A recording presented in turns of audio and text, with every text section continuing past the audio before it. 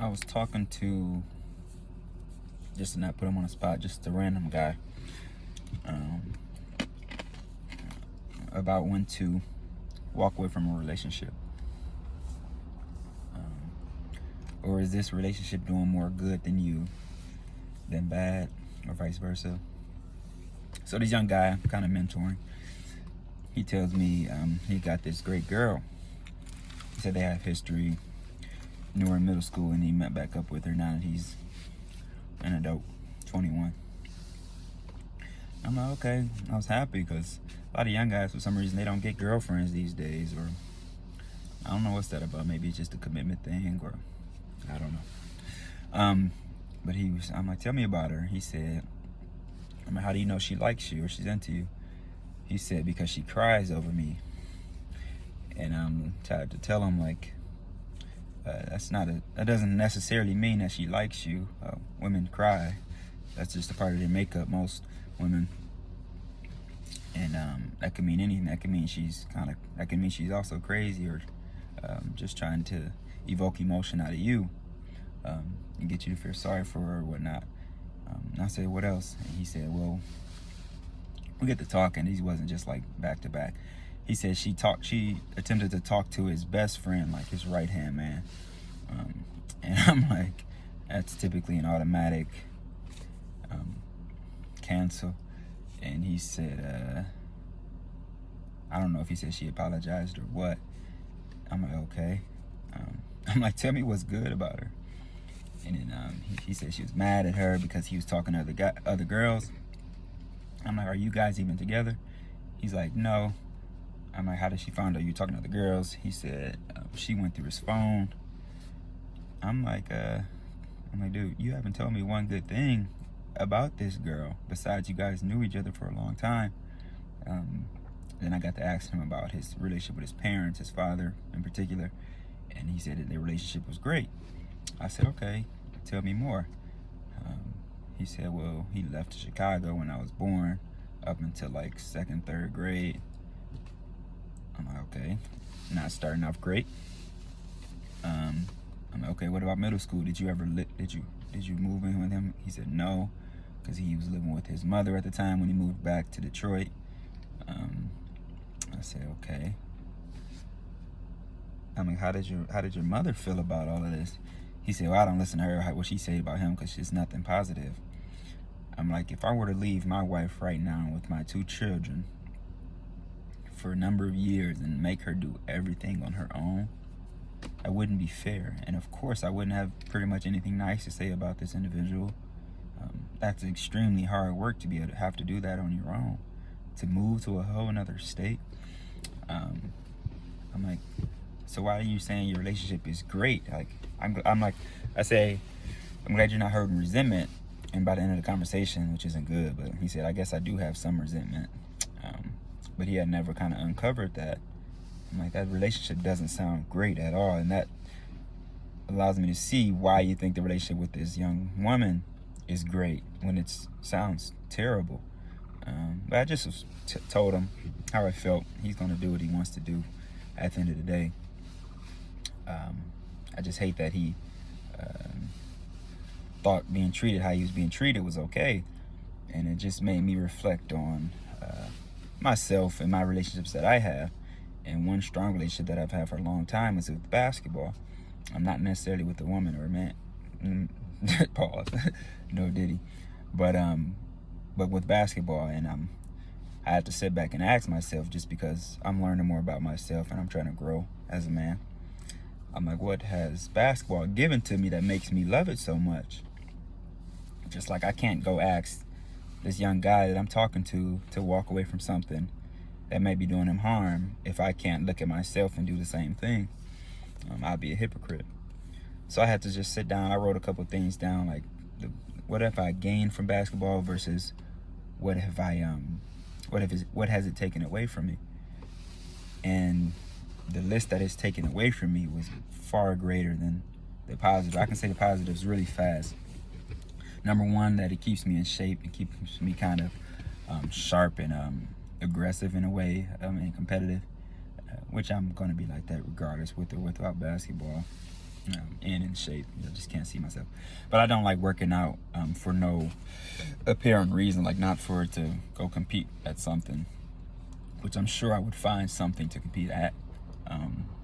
So another positive thing would be maybe my partial scholarship that I had for college, which that could be a whole entire conversation, what I feel about college and the amount of debt I've had to go into to get a degree. Another positive for basketball, it allows me to talk to a lot of other young black individuals that I can mentor, and older black men who's been through similar things that maybe I've been through. And just me talking to even the older 40, 50-year-olds, they open their eyes a bit, because I'm just in a learning phase, and I'm going to question you on what you do, and why. And they made me never have been questioned on those things. Like, why do you still play, or what do you get out of it? So that's one good thing. I love being around other black men to be able to talk to and bounce ideas off of, and collaborate, especially with the younger guys that's starting their family, or it's really nice that I could reach out to them and talk and try to help when I can. So now we can jump to the negatives, which not in any particular order, but my project manager is coming up as I'm talking. That's why my words are a bit slurred. But negatives, for one, just the physical abuse that I've taken in basketball. Again, we could try to think about this in a relationship with a woman or a man. If a woman were to say, yeah, he's giving me a lot of abuse, but I get A, B, and C out of it, we would look at it kind of sideways and say, I don't think that man or woman loves you because of the amount of abuse that it's giving you. And even my sister, I would come home or go and visit her. She's like, what happened to your eye? What happened to your arm? What happened? I'm like, I'm just playing basketball. She's like, you need to kind of slow down on that. And I would just, like I'm not soft. I can take some beating. But now that I'm thinking on it, she has a legit reason for saying these things, because she's seeing me take some serious abuse, whether it's dislocated knee, torn Achilles, shoulder surgery, and this Achilles left a nasty scar on my leg, and I care about my parents, so I'm really not happy with the scar that it left me. My front 2 teeth have had to be replaced because of basketball, which is a little of my doing, but I play hard. I get my teeth busted out in a minute, just because that's who I am. I don't know nothing but 100.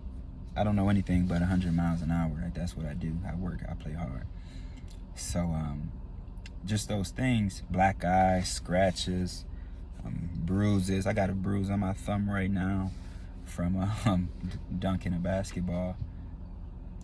Concussions. I don't know for certain. I've never been tested or anything, but I believe my concussions led me to some form of memory loss, because I can forget something in a minute, and I've hit my head on the ground, on the backboard. Those things aren't little things, even though we take it as little, because man, you're supposed to not feel pain. You're supposed to just keep going, go. But those are some serious things, and if it was any other relationship that somebody would tell me to walk away, just because of the physical abuse.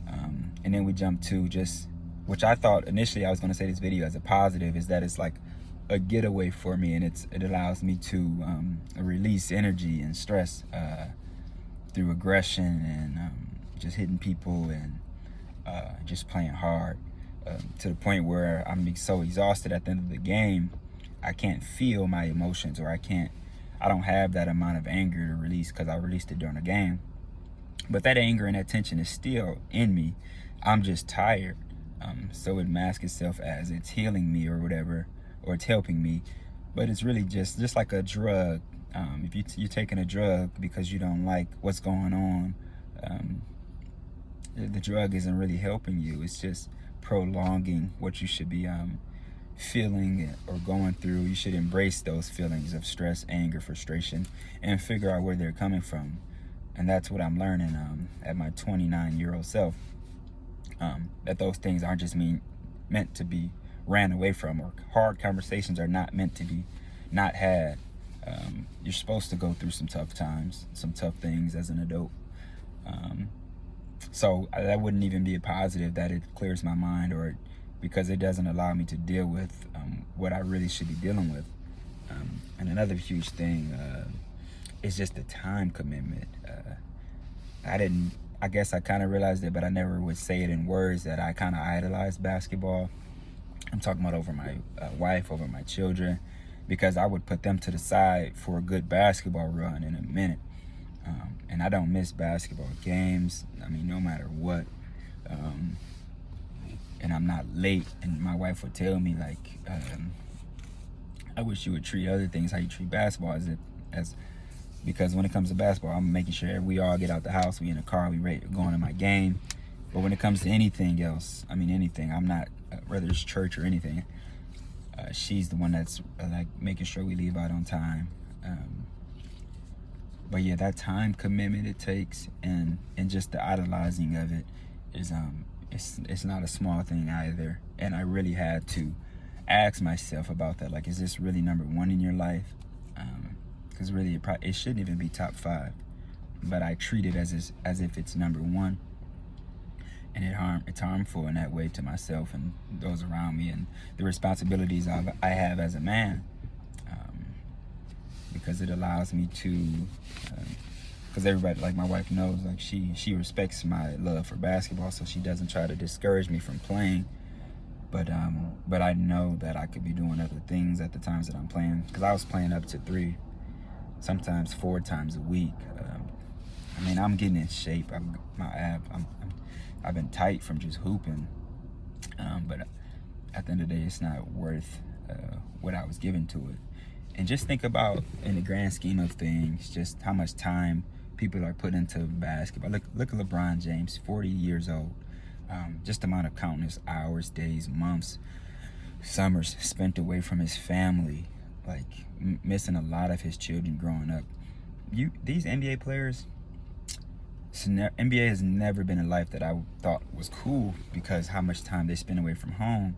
And home is the point of making the money, is to bring it home. But if you're spending that much time away from home, flying multiple times a week, that has never been cool to me. And that's time his family, I'm just using LeBron as an example, his family is growing up. Yeah, they know him, they got FaceTime, and he gets there when he can, but it's not too many jobs that force you to take that much time away from home. So that's just a huge thing that I had to think about and consider, just because my kids are 4 and 3. And oh my gosh, they are everything to me. And just seeing my daughter, how old she's getting so fast. I'm like, what is worth not being there every second that I can be there to watch her grow up and to train her and him, my son too. They're just growing up so fast. And just seeing them get into sports and things. I had to ask myself, like, what's more important, me still playing or going to watch them play? And of course, I like watching my son play more than I like playing. But I had to remind myself that, like, I have to put a lot into them now. I want to do that also. So yeah, that was another big takeaway from that. And I think a big part of this whole video is me watching Gladiators last night. Is it called Gladiator? The old one. And just seeing how everybody came together to watch these guys completely kill themselves. I'm like, what's the difference between this and basketball? Because basketball, you take some serious abuse. And especially, I can imagine the NBA. You got those huge 7-footers, 300-pound guys elbowing you in the face and the side. And these guys face some serious injuries. And you see the guys when they retire. Some of them die prematurely, have memory loss. Just, they don't look like normal 60, 70-year-olds. They look a lot older because of the amount of abuse they put on themselves. But then just the mindset around competitiveness with each other. I watched a highlight the other day of all these black guys. They're playing the NBA, and they're just angry with each other, and just, I mean, it's some players like the old Boston with Kevin Garnett. Here's some players he doesn't talk to this day because of basketball. And it's just the mindset behind that, and just how we all have to compete. And who's the greatest, LeBron or Michael Jordan? Who cares? They're both great players. Why does it have to just be one? Why can't we have hundreds and thousands of great black men at a certain thing? It's like with us, we always have to have number one. I don't know any other race that has to have just a number one guy, and that's it. That's all we talk about. So just that, and just, I done had guys, I don't fight when I play ball because I'm really competitive and I talk a little trash, but I'm not out there to fight, and because I know where that leads to, where I'm from. So I done had people like really want to fight me during ball, and I kind of just walk away. And my wife is just amazed sometimes at the stuff I can walk away from. It's because I don't hate any of those guys. I got enough sense to walk away because I know this is not worth it. But a lot of guys I've played with, they don't have that ability to walk away to the point where it went down to a shootout or just a big fight or permanent beef situation over a basketball game. I mean, that makes no sense in that amount, because I'm talking for myself, but I'm also talking because I know how people value basketball. I mean, I have people, I play a lot of ball. I know people that play every day and they have full-fledged families. And I'm like, it's no way you have the time to play this much basketball.